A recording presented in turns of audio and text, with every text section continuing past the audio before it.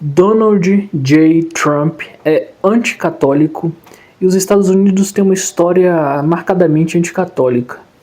E eu acho que isso não deveria ser muito mistério, tendo em vista a colonização britânica que eles tiveram. Porém, eu quero falar primeiro especificamente sobre Trump e depois sobre os Estados Unidos em geral, porque ambos são anticatólicos. Mas os Estados Unidos já meio que superou isso, embora tenha muito preconceito na sociedade americana e muitas divisões, como há em diversas etnias e espécies de segregação.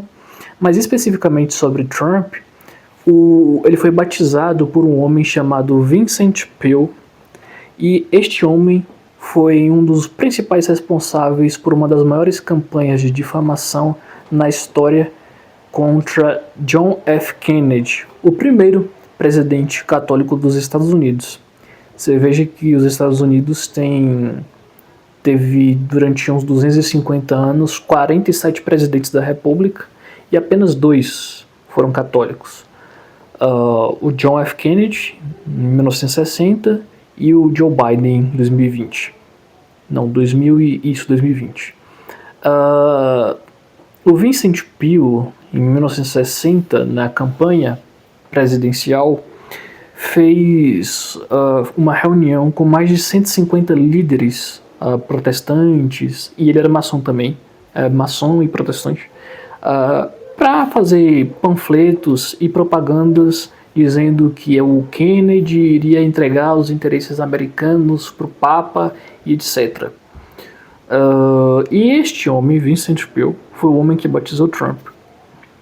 Agora, falando especificamente sobre a história dos Estados Unidos, e quem quiser se aprofundar nessa história sobre Trump pode ir buscar e vai achar as fontes historiográficas que comprovam isso e tal. E a campanha difamatória que fizeram contra o Kennedy é uma das coisas mais vergonhosas da história.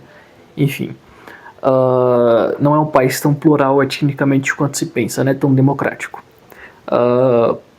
E sobre alguns acontecimentos históricos dos Estados Unidos, a gente tem um massacre ali em 1830 em Charlestown, em Massachusetts, e matou aproximadamente 15 a 20 católicos, e tiveram outras manifestações de massacres nativistas, né, de um partido chamado Know Nothing Party, um partido claramente anticatólico e que defendia basicamente, era contra a imigração, né? Defendia basicamente que os irlandeses e os italianos não deveriam ir para os Estados Unidos. E quais eram os grupos mais católicos que chegavam nos Estados Unidos? Eram os irlandeses e os católicos.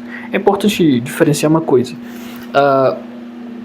Claro que o Reino Unido, em geral, ele é protestante, mas como aconteceram guerras religiosas ao longo da história, sobretudo depois da Reforma Protestante de 1517, a Irlanda foi o único país que permaneceu enquanto católico, né? Embora tenha acontecido a Grande Fome da Irlanda, muito proselitismo religioso por parte da Inglaterra tentando forçar a Irlanda a se tornar católica, porém não obtiveram êxito, diferente da Escócia, Scotland, né, que era católica, profundamente católica, e a partir de John Knox eles começam a ser mais protestantes. Então você tem diversos massacres durante o século XIX. Você tem o presidente Woodrow Wilson, que fez, acho que em 1915, mostrou um filme da KKK, que é uma organização racista absolutamente contra os negros e terrorista, né, que dispensa maiores comentários. Mostrou um filme que aumentou assim 1.000, 2.000, 5.000% o número de integrantes da KKK e fez com que os católicos sofressem diversas ameaças e mortes e ataques, etc.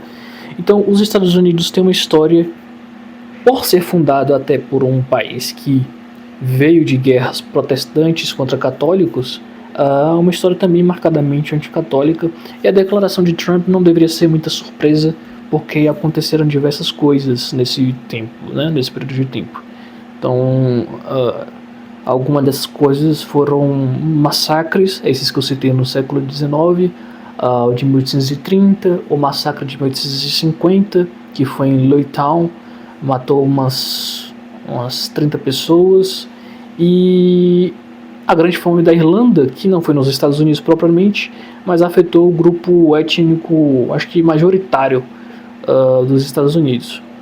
E para entender também como os Estados Unidos se vê como uma elite protestante, algumas castas, tem um livro do Baltzell que se chama The Protestant Establishment, que fala sobre isso e mostra como existem castas e religiões, castas dentro do próprio protestantismo, ou seja, você tem os protestantes episcopais, que são o topo da casta, onde o pessoal que mais teve presidentes, né, tipo George Bush, o George Bush pai, o George Bush filho, enfim, que são os puritanos, anglicanos, tem uma classe média ali presbiteriana e tem os mais pobres, que são, digamos, os batistas e os pentecostais, neopentecostais, que ficam mais na região sul ou centro-norte dos Estados Unidos. E além disso, ele fala que é um núcleo muito fechado, então até para você arrumar emprego, você tem que participar de certas castas, de certos grupos e tal. Então os Estados Unidos é um país muito dividido etnicamente, né? Você tem a Little Italy em Nova York, você tem o bairro dos judeus, etc, etc, e por aí vai.